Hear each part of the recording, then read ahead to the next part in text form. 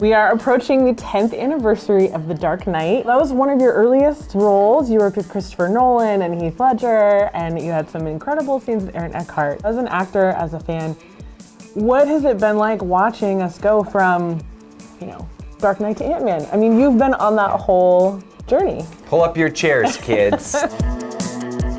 Like I told you, dyed-in-the-wool comic fan and movie fan since I was a boy, right? And all these dreams that lived in my head and that drove me over the years through, theater training and continuing to cultivate my affinity and love for comic books and sci-fi. And it was technically one of my first jobs, but it was absolutely my first film on a real set, because I had done some commercials at that point, and I had walked through the back of a television episode with like a tray of drinks, and it had like no character. So this was my real first opportunity to be on a film set, and it was The Dark Knight. And what a great first opportunity. My first with time. Aaron Eckhart, pressing the toothpaste coin. Yeah, I mean, I'm in my first day of work in the hair and makeup trailer, sitting next to Heath Ledger getting his makeup done, with Aaron Eckhart here and Christian Bale right there and Gary Oldman down at the end of the line. And I'll spend the rest of my life thanking God and being grateful every day that for so many things. First of all, not just this incredible opportunity, but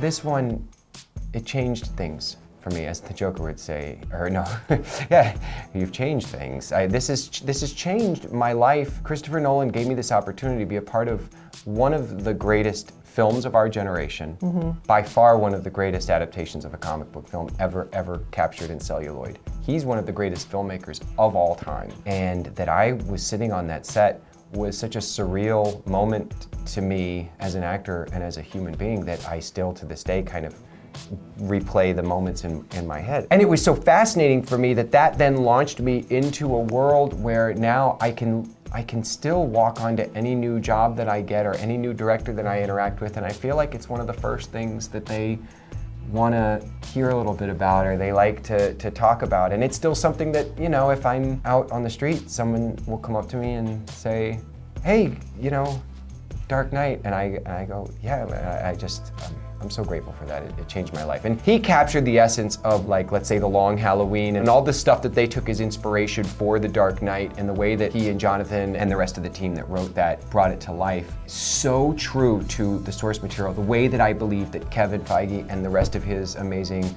team at Marvel has so accurately brought to life the Marvel era that they're capturing in their films. What a dream for this nerd. To be a part of the best, in my opinion, DC film adaptation ever made. Yeah. And by the way, I love Tim Burton's Batman, and I love Superman, and there's a lot of films that I really love, so that's saying a lot. And then to now get to be a part of the best Marvel adaptations ever made. It's insane, man. It makes no sense to me.